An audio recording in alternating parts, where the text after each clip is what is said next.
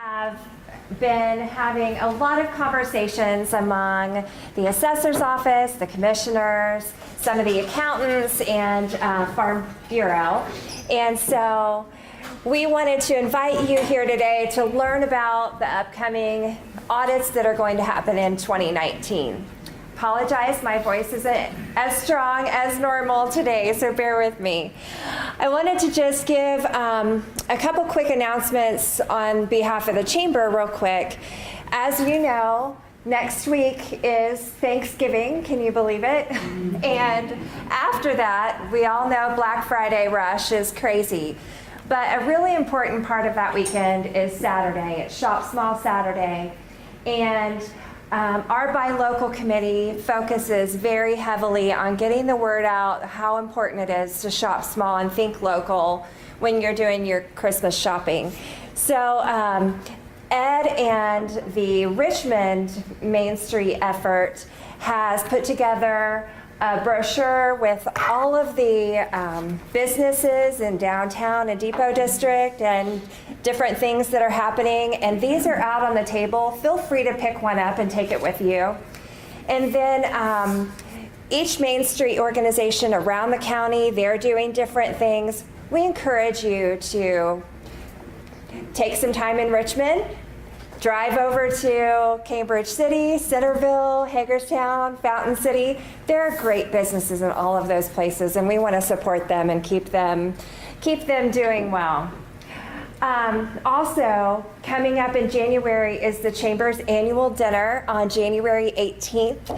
It is our biggest event of the year. We have about 600 people out at the Coleman Center and really focus on awards for businesses, community leaders, and more.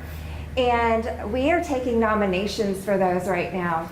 You can go to our website, wcareachamber.org, and nominate folks for those awards. There are 11 in the main categories, and they go from Educator of the Year, Distinguished Community Leader, Partnership in Education, Corporation of the Year, Bob Rosa Buy Local, and then Achievement of Excellence for nonprofit, large businesses, small businesses, emergency services professional, and outstanding service to agriculture. So think about who you know that should be nominated for those, and we encourage you to nominate some very worthy people. So with that, I want to introduce the people that are going to be sharing with you today. We have folks from the assessor's office, our assessor Betty Smith Henson and her team, and we'll let you introduce all of them later. We have folks from Gillum and Zetzel with us. Brady Ware folks, wave your hands over there. They're going to be answering questions later. So what we're going to do, I'm going to give Max a chance to say a few words. They've been a great partner with us. And then we're going to turn it over to the assessor's office.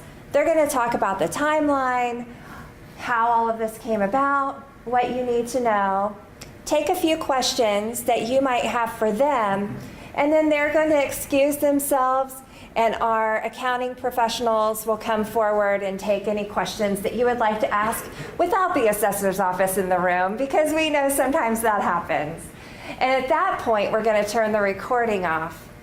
Before that, we will have our recording on, and then we'll send out a link. If you left your email address for us, we'll email out a link to all of you so that you can go back and listen in case you missed something that you want to hear more of.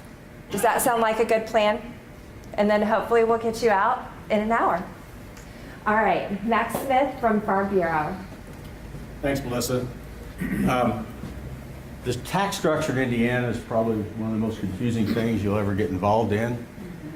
In no way will today be able to straighten all that out, but we do want to talk about one aspect of it, and that's personal property. And that's something that's probably been neglected a lot over the past several years. Way back when, and some of us are old enough to remember, trustees went around to farms and businesses and took care of that. When the state stopped that function for them, that kind of started dropping off to the side. Now that there's some issues with it, there's audits that's starting to take place in many counties across the state, And I've heard horror stories after horror stories from other counties where this has really been a threatening issue, an intimidation of taxpayers, you name it, it's happened. When it came to my attention that they were going to consider doing audits here in Wayne County, I really got concerned and got involved, and we actually got a decision, and doing that delayed a year until we could do some education and of people to know what's coming and how to make sure you're in good shape. So I'm glad that we've been able to partner with the chamber, and it's because this is all business, not farmers, not just businesses in town. It's everybody that has a business that has any equipment in inventory. You have to take care of that. So as she said, we want you to ask questions throughout their discussion. If you have a question, bring it up at that time. Also, then, if you got some questions you want to ask later that you think might have, you don't want them to hear about it and come back on you for something, you can ask the accountants, and if they don't have an answer, they'll get it for us. And so I'd like to turn it over to Betty right now and go with what you got, and then we'll have some questions and answers. Good morning, everyone. I'm glad all of you are here this morning, and I'm thankful that the weather's not like it was yesterday. So we're trying very hard to work with each taxpayer, and I truly appreciate Melissa and Max Smith for coming on board with us and helping to try to get the word out of what we're doing. And we have some slides this morning. I'm not going to talk very long here. My Chief Deputy, Brian Heisel, will be taking care of the slide presentation. After the slides are over, if you want to ask some questions of us, that's fine. This morning we have the Township Assessor, Tim Smith, with us, and his Chief Deputy, Gary Callahan. So I'm going to, Brian's given the literature to Tim and Gary to pass out. Look this over. If you have any questions, please ask us. I just want you to know we're here to work for you and with you. So at any time, you can call the office. We're happy to talk to you and help you if at all possible. So I'm going to turn it over to Brian right now. Thanks again for coming. My name is Brian Heisel. I'm the Chief Deputy for the Wayne County Assessor's Office, and so glad you could come. We want to help maybe answer some questions. This by no means is an overview. This is not even a snapshot of personal property. This is kind of get you acquainted with it very briefly, and hopefully with a few questions, you'll know a little bit more than what you did when you walked in. In our slide presentation, what basically I'm going through with you is in your handout this morning.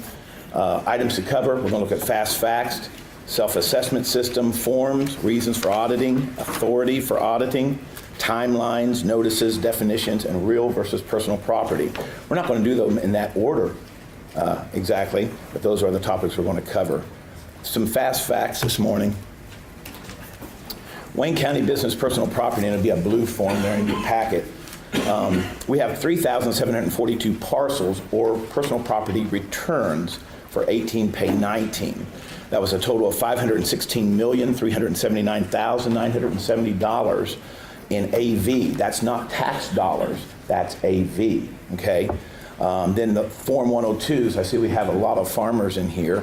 458 of those 3,742 parcels, you have 458 of those. And with a total AV of $20,425,050. 94 parcels were exempt, meaning they were less than 20,000. They have to be filed on every year, but those exempt parcels are not taxed. That's some legislation that was brought up back in 2015, and it's basically to help the little guy, if I can word it that way. And then we have on your printout there the real estate parcels. Personal property defined. All tangible personal property that is used in a trade or business, used for the production of income, or held as an investment that should be or is subject to depreciation for federal income tax. This is not inventory. This is business tangible personal property. Thankfully, in Indiana, we no longer do inventory tax. So that's a great thing. Then we have real versus personal property. This is probably the biggest catch, people not understanding, because the larger corporations that have businesses here in Indiana and other places in the United States, we have different definitions for what's real and what's personal. And so even a farmer living on the borderline of two states, it may be a difference there. And so what we did was we actually printed out right out of our DLGF manual what we have to go by. And so we printed it out for you so you can look on it. Chapter 1, page 7 of that yellow sheet that you have tells what is real property. That first section there is basically land personal property, or real property rather. And the next section down, foundations, walls, floors, roof, insulation, that's the actual structures, real property. Then on table 1, at about the end of the page there on page 7, we start going out and breaking down. Some things can be real or personal depending on how they are put out. And so there's several pages there, and it's a really good guide to go by. When I say some things, it depends on how they are put or how they're used. Boilers about halfway down on page 8. If it's used for a manufacturing process, it's personal. But it's servicing the building for heat, for employees, customers, etc., that is real. So a boiler can be both, just depending on what its use is and how it is being used there at the location. Then we have forms. These are just the mandatory forms. There's many other forms for personal property in the state of Indiana. We have the Form 104, we have the Form 102, 103 short, 103 long. Due dates for all of business tangible personal property is May 15th, okay, May 15th, and it is based on what you have in possession and in use as of January 1st of that year. So our first form is a 104. This is a public form. Anybody that comes in from the public and asks to see this, we have to disclose it. It does not have your federal ID number on it, does not have a phone number, does not have social security number on it. It does have your true tax value. It doesn't tell how we got there, but that's mandated by the state legislatures. And then if you look about 3/4 of the way down, there's a black bar that says signatures and verification. It reads that under penalty of perjury, I hereby certify that this return and the occupying or including accompanying and schedules and statements, what this is basically saying is this is an affidavit. You are declaring that the information you're providing is correct and accurate. So it's a very serious thing when you sign that. It is mandatory that all 104s, 103s, 102s be signed. Okay? 103 short. This is private. We keep these under lock and key. Sometimes we're asked by other offices if they can look at them. We have to tell them we're sorry. You cannot. They're very private because they tell how you get to your true tax value. They also may have some documentation about your profits and loss. It has information like your federal ID number, social security number, your phone number, email address, that type of thing. The very top of that 103 short says if for taxpayers with less than $20,000 in acquisition cost, that's not true tax value, that's the acquisition cost of the items.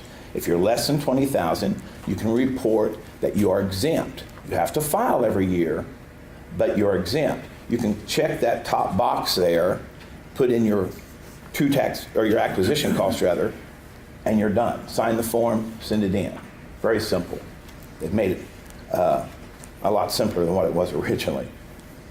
About 1/4 of the way down, there's a note.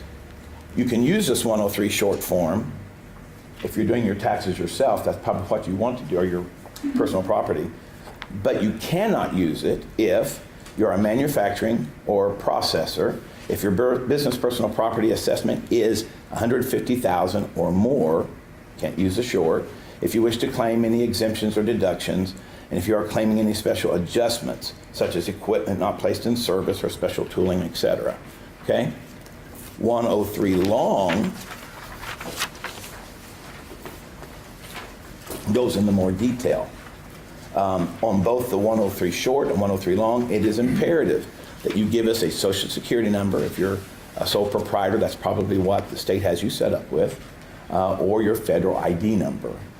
And then also your NICS code. That's very imperative. The state wants to keep record of what kind of business you are. You've already got that set up through the state, and you're using it on your federal income tax. So it's not something you have to look up per se online or whatever. And so that helps us out. You know your business better than we do. I just ran into a company or a business here in Wayne County the other day, and it's cabinet making and dog grooming. Wow, I'm glad I don't have to pick that NICS code. I'm leaving that up to the taxpayer because I don't know how to group those two companies together. Same social security number, same entity, but there is no such NICS code. So that leaves a burden to the taxpayer, and that's where it should be.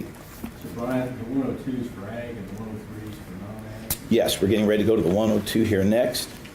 On the bottom of both the long and the short and the 102 that Max just mentioned, which is for agriculture, there is a place to sign, telephone number, date, and then a printed name, okay?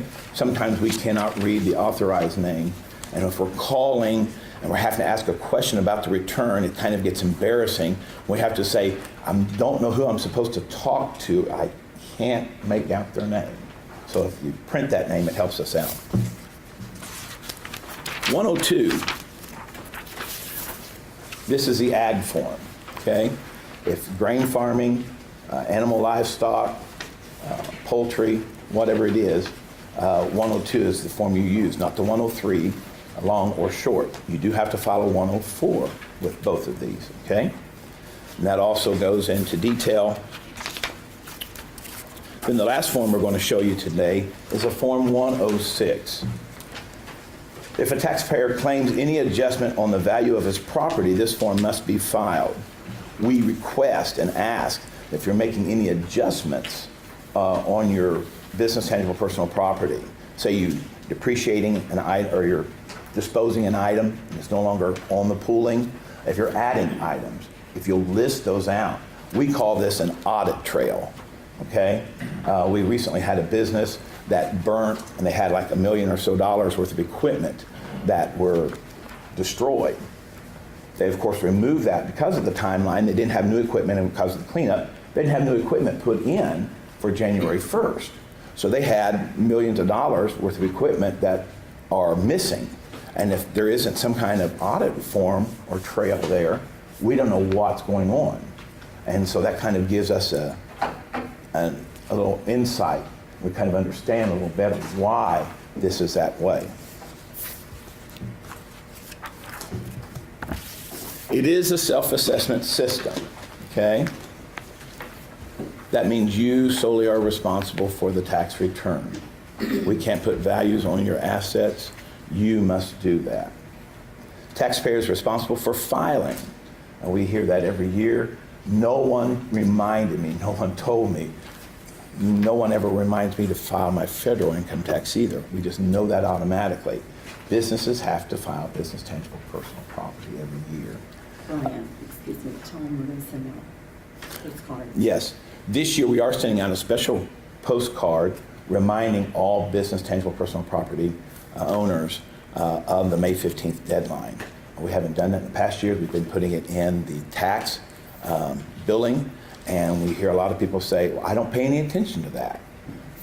And so we thought we'll do a separate bill or a separate postage, and it's a postcard. And we've been working on that for the past few weeks. So that'll be sent out to help remind everyone. That is not something we were planning on doing every year, but we're just trying to help educate and remind people. Assessors do not have the authority to file a return for the taxpayer, and we still have some people that come in and they want us to fill their personal property return out for them. We cannot do that.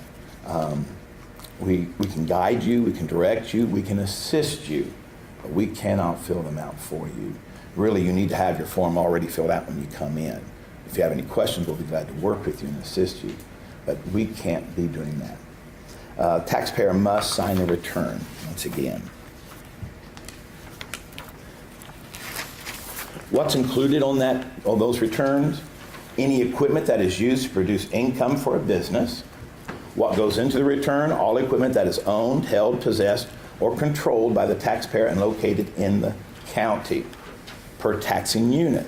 If you have a farm and you've got 2 different taxing units, we need to know those 2 different taxing units. You have to file for them, okay? Each piece of equipment is depreciated based on its age and its tax lifespan. All equipment still on hand is required to be reported even after it is fully depreciated for federal income tax purposes. For your federal income tax, you drop down bottom of the depreciation, it drops off. Not with business tangible personal property. It stays there till you dispose of it, sell it, get rid of it, okay? Deadlines. Every year by May 15th, taxpayers are required to file a personal property return. Taxpayers can amend a return up to 12 months. That's why we no longer give extensions in Wayne County. Periodically, I'll get a company that will call, usually it's an out-of-state company, and they'll say, I just took on this position, and I understand we have this due by May 15th, and we're looking at May 10th, usually when they're calling, or somewhere in that area. Can you give me an extension? We don't give extensions in Wayne County because you have 12 months to amend that return. So what I do is I say, file last year's return, and in the next month or 2, when you can get recruit, you get restructured, then amend that return. That's perfectly legal and liable.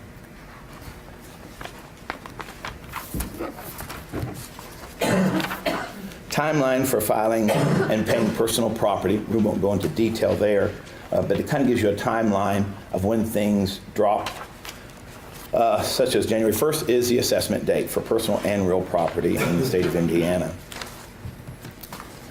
Some more personal property dates.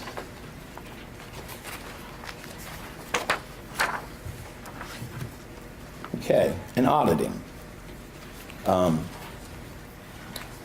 It's really not a difficult situation or process.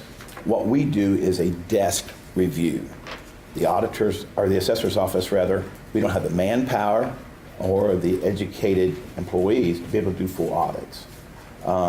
So we do a desk review. What we're looking at is what you're reporting, and that's basically it. For the auditing, the reasons for it is compliance, fairness, and equity. The state stopped auditing back in 1997. They had 35 auditors dedicated to personal property alone, in addition to 3 supervisors, 2 directors, 1 audit coordinator, and a couple of administrative assistants. So they had 43 approximately employees that were auditing for the state of Indiana, your business tangible personal property. When the state of Indiana went to market value on real estate, they realized that they needed to shift those people from personal property to real property. The state was paying the millions of dollars of salary for these 43 employees, but they weren't getting anything from it because that is local tax, not state tax. And so they kind of got to thinking and said, wow, we're spending all this money, we're not getting anything for it. Let's turn these employees around. So that's what took place, okay? So the state used to do auditing every year, but now they no longer do. So they encourage the counties to do it. And we've been approached by several different companies to audit. We've always turned it away in Wayne County because of reputation, because of the stigma that we kept hearing, as Max mentioned. And we have a gentleman and a group that we've already been working with for some time in Wayne County, and they've got this personal property audit going, and they're very reputable. As a matter of fact, the gentleman who heads it up is the one who teaches our DLGF through the state of Indiana. Those classes, very knowledgeable, very reputable. And so we felt comfortable. We realized we needed to do this. We needed to get back up to auditing. And so that's the reason why we're doing audits. Authority for audits, we're not going to go through this. It's Indiana code that gives us the right. We can audit ourselves, but we just don't have that manpower, nor do we have that total understanding that these auditors have. The timelines, this is basically just legality, telling us the timelines we have, so you can read that. and you can't go to sleep at night? What basically it states is assessors or contractor can receive the personal property of the filer and their books and records. If the taxpayer has not filed at all, the assessor may access them back 10 years. Wayne County has never done that. When someone comes in and raises their hand and says, hey, I'll have to admit, I've never filed business tangible personal property, and I've been in business for 50 years. We'll say, thank you for coming in. We'll start you off today. We don't go back to 10 years. If the taxpayer has not filed at all, the assessor may access them back to 10 years. Sorry about that. If a return is not substantially compliant, the assessor may correct the assessment for up to 3 years after the return was filed. And that's where the audit comes in. Underreported means acquisition costs by more or greater than 5%. So if a company has not filed and we find that there's 5% more assets there that they've not filed on, we can go back 3 years. Underreporting the value by greater than 5% also results in a 20% penalty on the additional tax due. Common areas of underreporting is construction and process equipment, properly retiring equipment, and personal property mistakenly considered real property. Like I say, we find that a lot, especially with the larger corporations, because our definitions in Indiana are not necessarily the definitions of every state. Notices. These will be the notices that will be sent out. We were being asked, will I be audited? Well, not if you filed correctly and there's no red flags. Just because you're audited doesn't mean that you've done anything wrong. It means there's a question there, okay? Possibly you didn't file a 106, and we don't know why all of a sudden we have a drop in $30,000 of assets this year. There was no sheets or nothing given to us, just it's gone. Good possibility you'll be audited. The first form is the form that will come out to you first, and it'll be from our office, the Wayne County Assessor's office, and it will direct you to call or email the Nexus group. They're the ones that will be handling the audit. You can call us, we'll be glad to talk to you, but at the end, we're going to have to refer you back to the Nexus group. They're the ones handling the audit. We don't have the manpower to do that. And we don't know exactly why they're calling you. They'll be glad to talk to you. You'll find them very reputable and very businesslike. Then if we don't hear anything back from you within the given timeline, you'll receive this last page, and that is from them, okay? What happens when people don't file, don't respond back? Then we have to come up with numbers, we have to come up with figures that we feel are reasonable. Then we file for you. And then we have to send a 113 out, letting you know what your new assessed value is for this year. And then you have a timeline of 45 days to appeal that on the Form 130. And then we'll review that appeal, and may go to PWO board and go up to IBTR, all the way up to the state. So that's, if you work with us, as we work with you, we'll avoid all that. And it'll be a lot smoother transaction.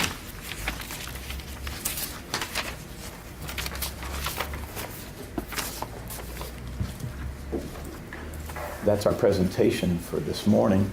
And if you have any questions, I know we went through it rather quickly. And if you're not used to business tangible personal property, it probably went right over your head. That's why we give you a printout so you can go back and look at it. Please feel free to give us a call. Would there be any questions this morning? These forms are available online? Yes, the business tangible personal property forms that you've been presented and all the others. If you can go on to Wayne County Assessor, and go that direction. You can go to INDLGF, go under forms, you can print them. You have 19 forms here, 2019 paid 2020, and those are online already. Yes? Maybe I missed the whole thing. I said every year I'm going into the courthouse and we tell them what we bought and told them what we got ready, yada, yada. And then we sign them forms. Now, what do I have to do different now? You really need to file your form and get it processed before you come in. We really don't have the right and authority to be taking things off and putting things on. What we're going to find is with the audit report, what some people are going to use is a loophole. And they're going to say, well, I told them And they're going to say, but you signed without those assets. And they'll say, but the county assessor's office filled that out for me. Well, we can't be doing that. And we always try to give a duplicate. When you come in to the office, it's our office policy and the township office policy to give you a duplicate copy of that. So you should have last year's return. And they're pretty simple to follow through. If there's no additions or no subtractions from your pooling, everything drops down a line for depreciation. Everything drops down a line to the very bottom and it just stays there. The only thing I noticed has changed sometime in the last few years. There used to be a category from like January 1st to March 31st. Didn't that go away or something? Yeah, our assessment date now is January 1st. Right. So anything that you have in possession for business property, that is, as of January 1st, that's what has to be recorded. Okay, so if you bought something from January next year that March something, you don't worry about that till No. following. Correct. One of the questions you asked, several years ago, I think in 2008 is when, and Gary Saunders would know for sure the date, they removed most of the township assessors. Up to that point, your township assessor would usually come to the farm and help the farmer and help fill out the papers. And when that went away, there was a lot of confusion, and it's led up to where we're at right now. So we were never supposed to fill out forms, but we all did it as a courtesy to help the taxpayer. So now the state's getting more technical, we just have more laws that we have to follow. And we're still there to answer questions, to help do what we can, but we just cannot fill the forms out for you anymore. But we will definitely do everything we can to assist in what we can do. Any other questions? Yes, sir. I have three questions. Hopefully, some of them are quick. The $20,000 exemption, is that per year or total valuation? Total for the county.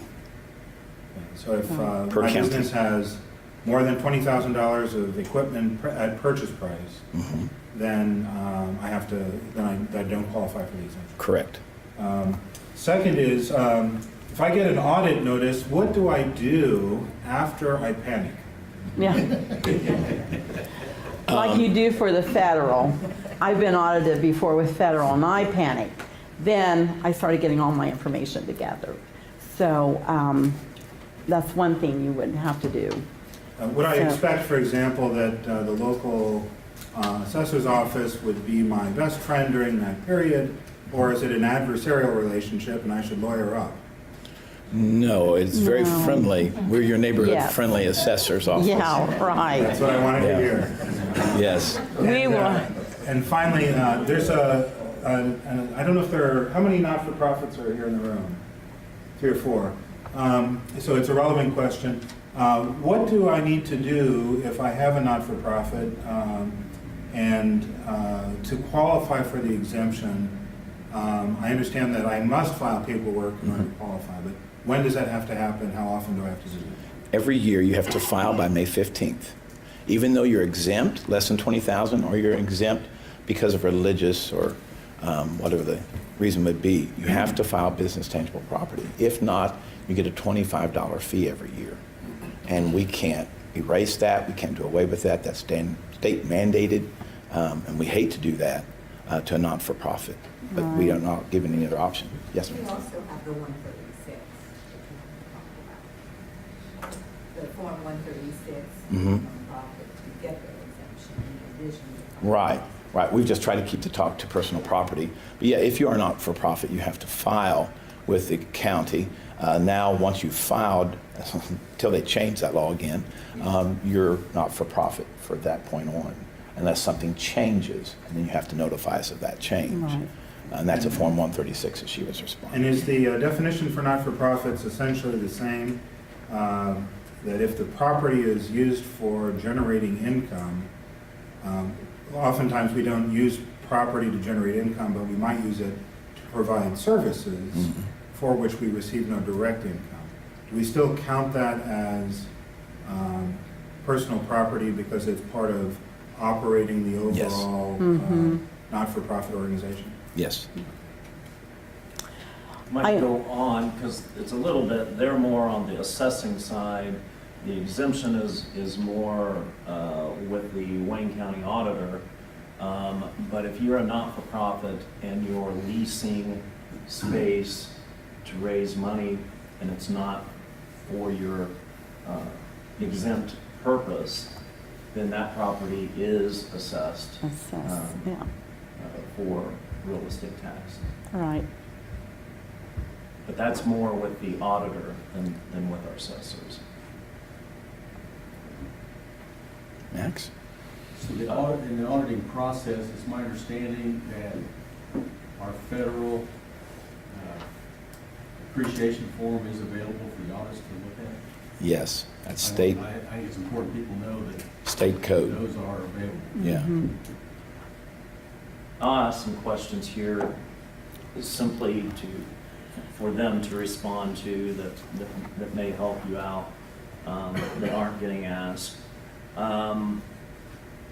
If I'm filing a personal property tax return and the equipment is worth $30,000, but it's 5 years old, on my property tax return, which value do I use? The cost or the fair market value? The cost. Right. Acquisition It's gonna be a cost. all the way down. The true tax value rates change as equipment gets older, Right. but you use the cost all the way down. As far as if somebody didn't file a personal property tax return, hard to imagine here, but if they did not file one for this past year and they come forward and file it now, what penalties, if any, will they receive? There's a $25 late penalty, and after May 15th, or I'm sorry, after 30 days after May 15th, should be June 15th, on the 16th, we have to start charging 20% penalty on top of the 25. That's 20% of the tax bill. So if you're a not-for-profit, your tax bill is 0, so we can't charge you the 20%. It's just 25 is all you'll be, which is bad enough. And when this firm comes in and they start auditing, what returns are they going to audit? For what year? They will be auditing 17, pay 18, 16, pay 17, and 15, pay 16. The 3 years that they can go back. Okay. And that's the state law. Right, so when they come in, they're gonna come in May, presumably? Probably is a little sooner than that. Okay. Yeah. Yes. What about the old plow in the weeds that we haven't used for 20 years? If it's for decoration, it's not used for personal property. Will be now. No, if it's decoration, there's no tax on it. What if it's just, we just don't use it anymore, Oh. haven't scrapped it out? According to the state legislatures, if you have it and it can be used for business, you have to pay tax on And it, it's not used. even though it's not being used. Yeah. And you would file the 106 for that. Yes, Right. yes. Yeah, more and more of our elderly farmers are cash graining their farms out.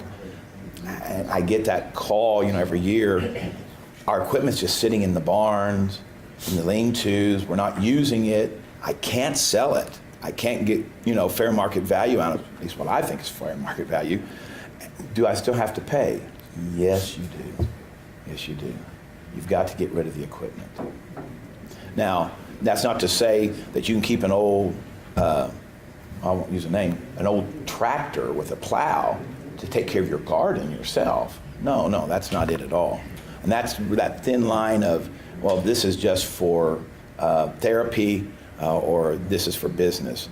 I had a lady a couple years ago, and she was advertising as a daycare in the local paper. And I called her up, and she said, what is this? What's going to this country? She said, can a person even babysit their grandchildren without paying taxes? And I said, well, ma'am, if you're babysitting your grandchildren, why are you running an ad in the paper? I said, I think it's more than just a service to your family. No, if you're, if it's a hobby, if it's a craft, those aren't businesses. You're not making a revenue. You're not paying, you're not sitting any depreciation on federal income tax for that kind of stuff. And so therefore, it's not needed to for personal property. Yes? Approximately what percentage of farmers are going to be on an annual basis? There's no percentages, there's no No. group that is being targeted, there's no dollar amounts of assessed values that are being looked at. They'll literally be going through and looking and seeing if there's just any red flags. And of course, they'll go a little deeper in their next review, but that's what they're basically looking for, red flags. Like I said, $30,000. Variation up and down. Right, right. And then they're going to compare. They're going to look at a 100-acre farm versus another 100-acre farm. This guy has $1 million in assets, and this guy only has $10,000 in assets. They're both doing cash grain farming. They're going to kind of question, why is that? Same acreage. They should have a little bit closer to the same amount of equipment. Same thing with the franchise restaurant. One franchise restaurant with the square footage is another franchise restaurant. McDonald's versus McDonald's in another part of the state, they should have about the same amount of assets for their taxes per square footage. So those are the kind of things, they're just real quick overviews that they can do. They just throw up red flags. Those are the people probably audited first. Yes? I think it's so important before you leave to say one more time that of exactly how the approach is, because we all get so many robocalls and fake IRS calls and people asking you to Right. send money or something that they're not going to ask for money. No. That you're going to get the letters that you see here from Right. their offices. And if you have any doubt of the call that you get or email, then, call either downtown Right. or Nexus and make sure that you have a legitimate Right. and not a scam artist. Right. Anytime, if you get anything from our office, call us if you have questions. As you said, we are seeing a lot of scams going on, and I just had one not long ago, said I owed federal income tax and I better pay, and so, yeah, if you get anything like that, call us. All bills will be paid to the Wayne County Treasurer's Office. So if you get some kind of correspondence saying, to mail it to this, that would be incorrect. Yes. It would be a tax bill. And so those are all paid by the Wayne County, or paid to the Wayne County Treasurer. Yes, sir. Another important thing to keep in mind too for property owners, make sure that you're looking at property cards and any old buildings that have been removed, make sure that you're not being assessed for building. Right, exactly. Make sure that your right-of-ways that are supposed to be exempt, your ditches, make sure all of those are removed from the assessment as well. Right, And Betty would be more than happy to help you go through that Absolutely. process. absolutely. We're here to work for you. We're not against you at all. And when we first were approached about doing audits, Max, I saw him and we had a conversation, and we all are taxed. It seems like every time we turn around, there's a new tax or there's something that we have to pay. And none of us like to pay more than our share, but I think we all want to pay our share. And so it's all about being fair and equitable. And that's where we stand. We want to be fair and equitable to everyone. So we're not here picking on anyone at all. We just want to do the right thing. So, Max. How do we handle, is anything special if we have equipment in multiple counties? You have to file per county. You can't Right. use that for the exemption less than 20 because it's per county. There's nothing really special you have to do separate. just make sure you file with that county assessor. So, And it might be a good chance, just briefly say something about the heritage barns. oh, yes. Several years ago, the state passed this heritage barn deduction. If you have a barn that was built before 1950 and it meets the criteria of a heritage barn, which is the peg, tendon type, mortise type structure, it may qualify for a deduction. All you have to do is, there's a form, you can go online, fill it out, you can come in the office, we'll help you fill it out, and then we come out and look at the barn to verify that it is a heritage barn. That amount, whatever that assessed value is, will come off from your tax dollar. And it will show, it'll still stay on the card, your property record card, but it'll be like your homestead deduction. It'll be at the bottom of your tax bill. It will show your homestead deduction amount, any kind of deductions you're getting, and then it'll also show your heritage barn deduction. So you have till the end of December to get on for next year. So if you think you have a barn, I'll do my best to get out there and look. So just hurry and get it in. And one change in the law from originally, we now can still use the barn. Yes. And it qualifies. Originally, Yes. when it was passed, if you used the barn for something, it didn't qualify. Right. I mean, if you kept a 4-H pig in there, then you couldn't do it. But now, if the age and the style qualifies, you can get it regardless of what you're doing with that. Right. And I want to say one more thing before I turn it over to Melissa. All you farmers in this room this morning, you have any questions, you have got the best representative, Max Smith. Yes. Works, I'm very impressed with what he does for the farming community. And I just want to say I appreciate each one of you farmers, and I truly mean that. So have a good day. Thanks, One more Melissa. question here, if you don't mind. If you are audited, what exactly are they going to want to see? They're going to want to see a depreciation schedule. They're going to want to know if you have any assets that you've retired that are not on the depreciation schedule. But that's what they're going to want to look at Yes. if you are under audit. And those are listed in your handout. We just didn't go into them because it's kind of boring, but and detail oriented, okay? But yeah, that is listed. And yes, they will ask to see your federal income tax return. And they have all the legal right to do so.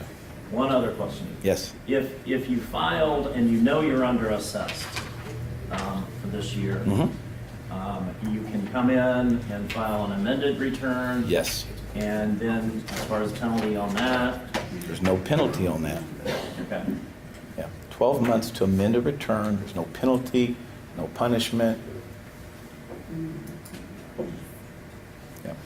Thanks. Welcome. Tim just mentioned it'd be good to bring in your equipment list of what equipment that you have too for next year when you come in to Yes. file. We've been requesting that from the farmers the Yeah. past couple of years. I know our office has done that a lot. Yeah.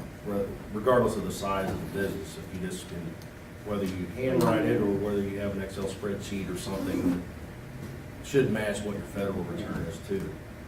But that helps speed this process along as well. And thank you, Melissa, for having us. Our pleasure. Thank you for being here. Another question. Do you have a comprehensive equipment list for farmers? Just to use as a tickler file? The DLGF form that I printed off the yellow sheet, that's the only thing we really have, I think, to answer your question. And it breaks down farm equipment. It's a pretty good list. Yeah, it's a very extensive list. That's And that's what straight the from the- DLGF gives us to go by. That's straight out of the assessing manual. That's manufacturing and agriculture. Thank you. We appreciate it. Let's give them a hand. Thank them for